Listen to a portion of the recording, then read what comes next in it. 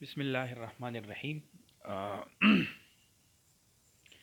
आज का जो हमारा टॉपिक है वो है eigenvalues and eigen vectors.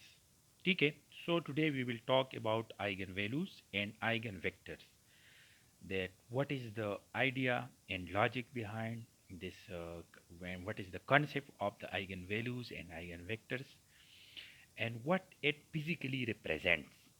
ये हमें फिजिकली क्या देता है। ठीक है, हम ये आज पढ़ेंगे और इस में फुल एक्सप्लेनेशन है, डिफिनीशन आइगन वेक्टर्स का भी है, आइगन वैल्यू का भी है, फिर कुछ एग्जांपल वगैरह भी हम डिस्कस करेंगे।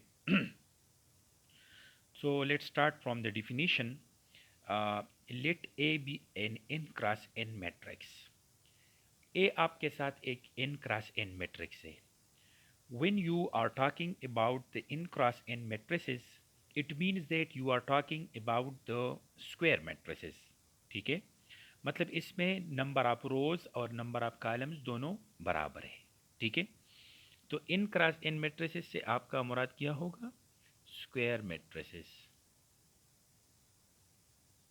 Square matrices. ठीक है, number of rose and number of columns आप में इसमें बराबर है।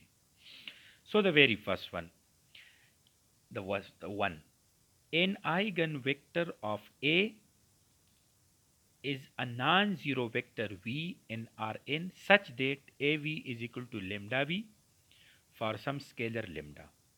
अगर आपके साथ एक स्क्वायर मैट्रिक्स A है, n क्रॉस n मैट्रिक्स है, फॉर एग्जांपल 2 क्रॉस 2 है, 3 क्रॉस 3 है, 4 क्रॉस 4 है, ये तमाम के तमाम फॉर एग्जांपल 2 क्रॉस 2 मैट्रिक्स है, 3 क्रॉस 3 मैट्रिक्स है, 4 क्रॉस 4 मैट्रिसेस है। ठीक है, तो फिर यहाँ पे हम eigen vector of A V, eigen vector of a matrix होगा and V belonging to R N, ये आर एन से हम लेंगे सच दैट अगर ये इक्वेशन सेटिस्फाई हो रहा है, A v is equal to lambda v, where v is a vector from R n and A is your given matrix and lambda is any scalar, lambda is some scalar for some scalar lambda। ठीक है, तो यहाँ पे ये इसका eigen vector का definition हो गया। सेकंड में यहाँ पे फिर an eigen value of A is a scalar lambda, ये जो जहाँ पे स्केलर लेमडा होता है ना, ये असल में आइगन वैल्यू है such that the equation A v is equal to lambda v has a non trivial solution, कि ये जो इक्वेशन है A v is equal to lambda v, इसका जो सोल्यूशन होगा वो नॉन ट्रिवियल होगा। ठीक है, मतलब ज़ीरो ज़ीरो सोल्यूशन इसमें नहीं आएगा। ठीक है, अदर देन ज़ीरो आ जाएगा। यहाँ पे फिर देखें, ये स्टार मैंने लगाए हैं, इट मीन्स है कि ये इंपॉर्टेंट पॉइंट है। ठीक है, जब भी आप स्टार वगैरह इसमें देखते हो मेरे लेक्चर में, तो इसका मतलब ये होगा कि it's very very important point. If A v is equal to lambda v and for v not equal to zero, v जो वेक्टर आपने कंसिडर किया है ये ज़ीरो वेक्टर नहीं है, वी से that lambda is the eigenvalue for V and that V is an eigenvector for lambda। अगर ये इक्वेशन है आपके साथ A v is equal to lambda v और वी आपके साथ ज़ीरो वेक्टर नहीं है, तो फिर हम कहते हैं कि ये लेमडा जो है ये आइगन वैल्यू है फॉर ए, फॉर वी, और वी जो है ये आइगन वेक्टर है फॉर लेमडा। ठीक है, through for the matrix A, lambda जो होगा, lambda is the eigen value for V, lambda eigen value होगी for the vector V and that V is an eigen vector for lambda, और इसके कोरिस्पांडिंग जो आपको eigen vector मिलेगा वो we होगा। ठीक है, अ वेरी इंपॉर्टेंट पॉइंट यहाँ पे देखें, आपके लिए थोड़ा सा आसान बनाया है। The German prefix eigen roughly translates to self or own, an eigenvector of A that is taken to a multiple of itself by the matrix transformation T of x is equal to x ax। यहाँ पे इस emoji का मतलब ये है, ये आपको ये बता रहे हैं कि ये अगर आइगन वैल्यू क्या है। आइगन वैल्यू का जो जर्मन ट्रांसलेशन है सिंपल, इसका मतलब है सेल्फ और ओन। तो अभी आपको अंदाज़ा लगेगा कि ये जो आइगन वैल्यू है ये जस्ट एक चीज़ को ट्रांसलेट करता है, ठीक है, इसको स्केल करता है। आइगन वैल्यू जो होता है ये एक चीज़ को, एक वेक्टर को स्केल करता है, मतलब या तो इसको बढ़ाता है या इसको, इसका लेंथ कम कर देता है। ये एक वेक्टर को श्रिंक करता है या इसको मतलब बढ़ाता है, ठीक है। यहाँ पे ये तो हो गया। अब सेकंड पेज पे इसको हम एग्जांपल की मदद से देखेंगे।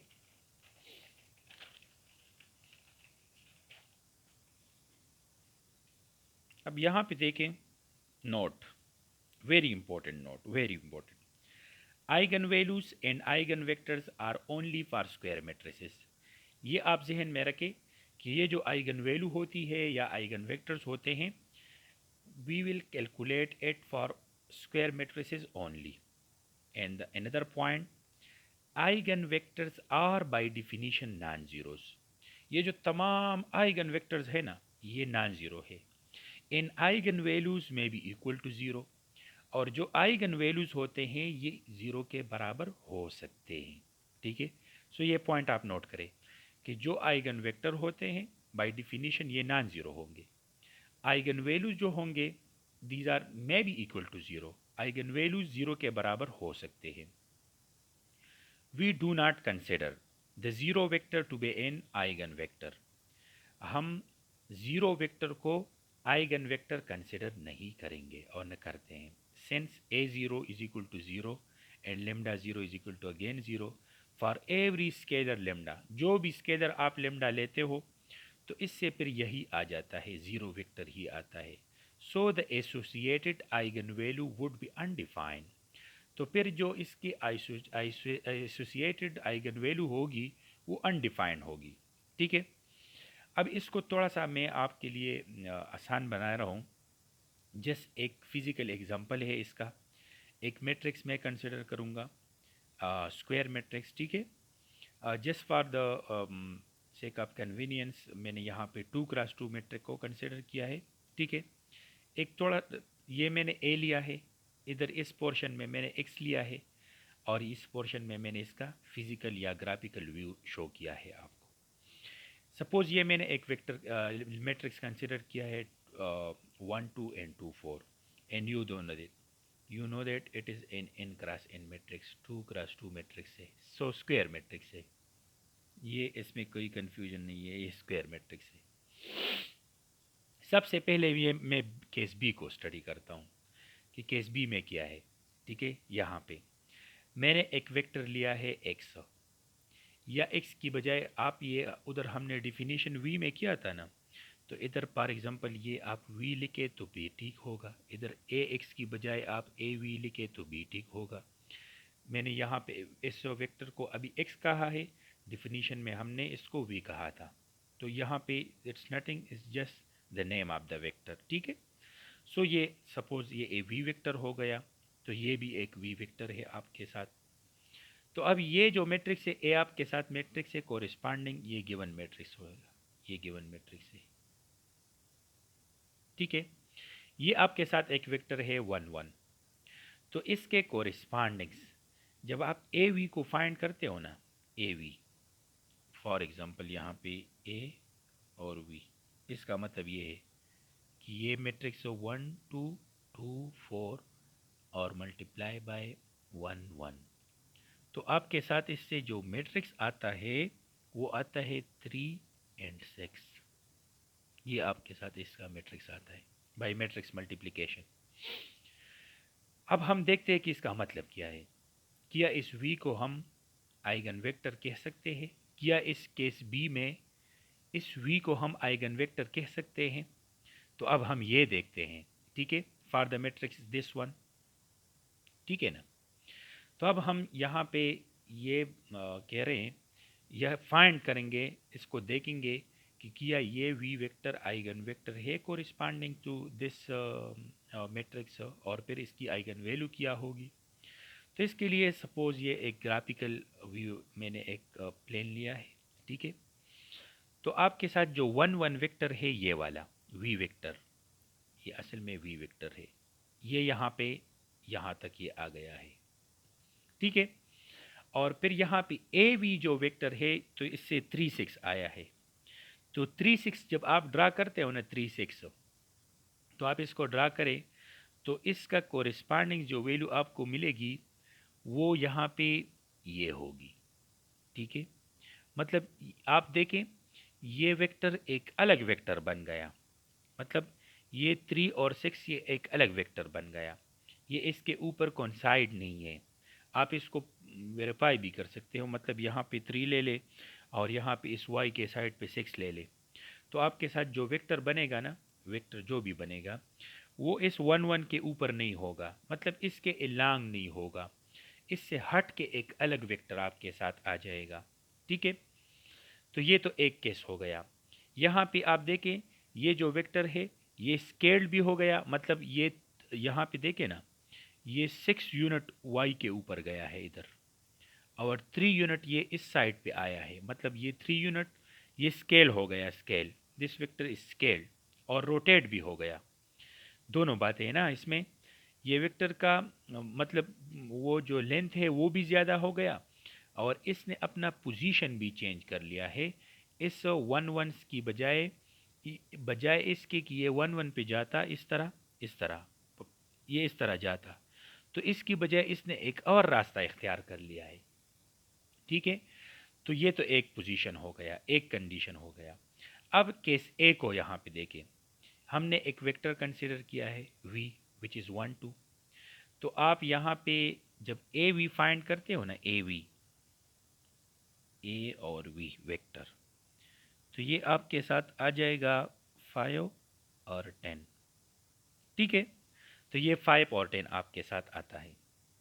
अब यहाँ पे इसको देखें, जो आपके साथ फर्स्ट वेक्टर है 1 2 वेक्टर v, ये वेक्टर v है, तो इसका पोजीशन ये है, इसका ये पोजीशन है।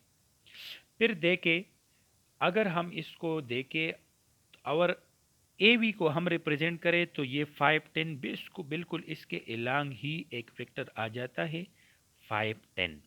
ठीक है, ये 5 10 जो इधर आया है ना, तो आप देखें इस वेक्टर को स्केल कर दिया गया है, मतलब इसकी लेंथ चेंज हो गई है, लेकिन इसका कोई रोटेशन आपको नज़र नहीं आ रहा, मतलब इसकी जो पोजीशन है वो चेंज नहीं हुई, सिंपल इसकी लेंथ चेंज हो गई है।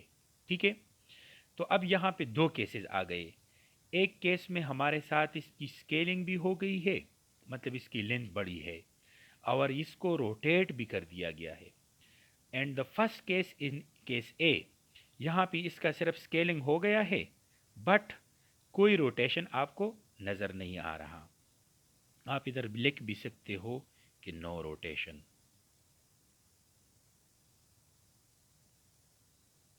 कोई भी रोटेशन आपको नज़र नहीं आ रहा। अच्छा, अब हम इसको इसका इंटरप्रिटेशन करते हैं कि इस केस का क्या मतलब हो गया और इस केस का क्या मतलब होगा।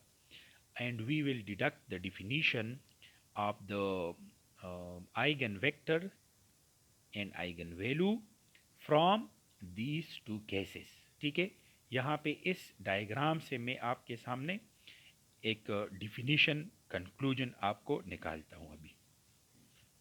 तो यहाँ पे अब देखें, so a vector that undergoes pair scaling without any rotation is known as the eigenvector। वो वेक्टर जो कि वो सिंपल इसमें पेवर स्केलिंग होता है विदाउट एनी रोटेशन, मतलब इसमें रोटेशन नहीं होता, तो इस वेक्टर को हम आइगन वेक्टर कहते हैं। एंड द स्केलिंग फैक्टर या stretch ratio is known as the eigenvalues. ठीक है, वो वेक्टर जिसमें सिर्फ स्केलिंग होता है, यानी लेंथ का वेक्टर का कभी कम होगा कभी ज़्यादा होगा। अगर जो स्केलिंग फैक्टर है वो नेगेटिव होगा तो आपका जो वेक्टर है आपका जो स्ट्रेचिंग रेशो है वो नेगेटिव पे आ जाएगी फिर। और यहाँ पे आप देखें इस डिफिनीशन के जो एग्जांपल हमने पढ़ा है, अब इसको देखें। ए आपके साथ एक स्क्वायर मैट्रिक्स है और एक्स यहाँ पे एक साथ आपके साथ एक वेक्टर था, एक्स हो या वी बोथ आप नाम दे सकते हो। ठीक है, तो AX या AV जो मैट्रिक्स हमने फाइंड किया तो वो आ गया 5 और 10। अब इसको थोड़ा हम एक और अंदाज से लिख सकते हैं, AX या AV। सो इसको हम अगर 5 को बाहर निकाल दें, स्केलर मल्टीपल आप मैट्रिसेस हमने पढ़ी है कि एक मैट्रिक्स को या एक वेक्टर को आप एक स्केलर से मल्टीप्लिकेशन कर सकते हो, ठीक है। तो 5 अगर हम बाहर निकाल दें तो ये 5 इंटू 1 2 बन जाता है। और ये 1 2 क्या है, ये 1 2 ये मैट्रिक्स है x, तो ये बन गया 5x। सो आपके साथ इसको और जनरलाइज फॉर्म में हम लिखते हैं AX is equal to 5x। तो इस 5 यहाँ पे आपके साथ एक स्केलर ही है। अगर इसको हम जनरल लेके इस 5 की बजाय हम इसका ये जो स्केलर है ना, स्केलर एल्पा लेके लिम्डा सॉरी, तो ये बन जाएगा AX is equal to lambda X. And this is the famous eigen value equation. ये जो आपको नज़र आ रहा है ना, ये इक्वेजन, ये फेमस आइगन वैल्यू इक्वेजन है, ठीक है। AX is equal to lambda X.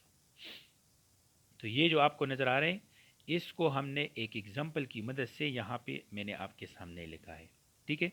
तो अभी हमें पता चला कि ये जो वेक्टर v है या जो वेक्टर x है, this is the eigen vector. यहाँ पे आप देखें, मैं इसको थोड़ा सा आपके लिए लिखता हूँ कि ये जो वेक्टर x इस केस में हमने कैलकुलेट किया, जो हमारे साथ है 1 2, ये आइगन वेक्टर है। क्या है, ये आइगन वेक्टर है। और यहाँ पे लिम्डा की वैल्यू क्या है, ये 5 है and it is eigen values, ये आइगन वैल्यू है, ठीक है। तो इस केस में इसके लिए जो आइगन वैल्यू आपको मिल गई है वो 5 है, और यहाँ पे जो वेक्टर मिल गया है वो है 1 2 और वो है आइगन वेक्टर। तो हमने ये प्रूव कर दिया, ठीक है ना। अब ये जो आपके साथ मैट्रिक्स है, सपोज आपके जहन में क्वेश्चन आ जाएगा, जो हमने दूसरा कंसिडर किया था वेक्टर, ये जो 1 1, ये जो 1 1 हमने कंसिडर किया था, तो क्या आप इसको इस फॉर्म में लिख सकते हैं जिस तरीके से 1 2 को हमने लिखा है? तो हम इसको इस फॉर्म में नहीं लिख सकते, ठीक है। इससे जो 3 6 आता है ना, तो इसको हम इस अंदाज में नहीं लिख सकते। इसमें से आप अगर 3 को बाहर निकालते हो ना इस 3 6 वेक्टर से, फॉर एग्जांपल यहाँ पे ये कंसिडर करते हैं हम, ये जो आपके साथ ए वी एक मैट्रिक्स आया था केस बी में 3 और 6, ठीक है ना। तो इसमें से आप फॉर एग्जांपल 3 को बाहर निकालें, 3 हम बाहर निकालते हैं, तो आपके साथ ये क्या रह जाता है, ये अंदर रह जाता है 1, और यहाँ पे आ जाता है 2। तो वो तो हमारा केस बी में जो वेक्टर हमने कंसिडर किया था वो तो हमने 1 1 कंसिडर किया है। हमारा केस बी में जो वेक्टर था वी, वो तो हमने 1 1 कंसिडर किया है। So this is not equal to 3v, ये 3v का बराबर नहीं है, यानी इसके स्केलर मल्टीपल में हम नहीं लिख सकते। ये इसका रोटेशन करता है, मतलब यहाँ पे आप देखें ना, ये इसको हम इस अंदाज में लिख सकते हैं, 5x हम लिख सकते हैं, ये 1 2 x का बराबर था। लेकिन यहाँ पे इसको हम इस अंदाज में नहीं लिख सकते, this is not equal to 3v in the case B. केस बी में जो हमारा वेक्टर था ना v, वो इस अंदाज से था, ठीक है। और फिर हमने जब a मतलब और v ये फाइंड किया 1 2 2 4 और यहाँ पे 1 1, तो हमारे पास 3 6 आ गया। तो फिर क्या 3 6 को आप इस अंदाज में लिख सकते हैं? हम नहीं लिख सकते, ठीक है ना। तो ये इसका मतलब कंक्लूजन अब मैं आपके सामने रखता हूँ। कंक्लूजन ये है इस लेक्चर का, specially eigen value eigen vector का, सबसे इजी कि यहाँ पे जो सिर्फ एक स्केलिंग होता है विदाउट एनी रोटेशन। यहाँ पे देखिए, a vector that undergoes pure scaling, कि इसमें सिंपल सिर्फ और सिर्फ स्केलिंग होता है, कोई रोटेशन नहीं होता, तो इसको हम आइगन वेक्टर कहेंगे। एंड द स्केलिंग फैक्टर, यहाँ पे ये स्केलिंग फैक्टर से मुराद आपका लिम्डा है, ठीक है ना, is known as the eigenvalues. तो अब इस केस में आपका ये जो 5 है, 5 ये 5 ये आइगन वैल्यू है, ये क्या है, ये आइगन वैल्यू, ठीक है। तो इसमें से फिर आपका जो भी क्वेश्चन होगा तो आप उधर फिर ग्रुप में पूछें। मेरे ख्याल में इसमें कोई क्वेश्चन नहीं होगा, क्योंकि ये बहुत इजी टॉपिक है, and it is very important topic of linear algebra, and it has various applications in the field of engineering, computer engineering, electrical engineering, and a very huge application of the eigenvalues and eigenvectors are present in the computer science as well, ठीक है। बहुत से ऐसे research है, computer scientist है कि वो eigen values और आइगन वेक्टर्स पे काम कर रहे हैं। आप किसी भी अपने टीचर्स के साथ से पूछें, देखें कि सर आइगन वैल्यूज़ और आइगन वेक्टर्स आप अपने रिसर्च में यूज़ करते हैं, तो आपको वो ज़रूर हाँ में आंसर मिलेगा, ठीक है। सो आप देख भी सकते हैं कि द यहाँ पे आप सर्च भी कर सकते हैं कि application of eigen values and eigen vectors in the computer science, तो आपको पता चल जाएगा कि ये कितना इम्पोर्टेंट टॉपिक है आप लोगों के लिए। So that is the end of this lecture, and best of luck.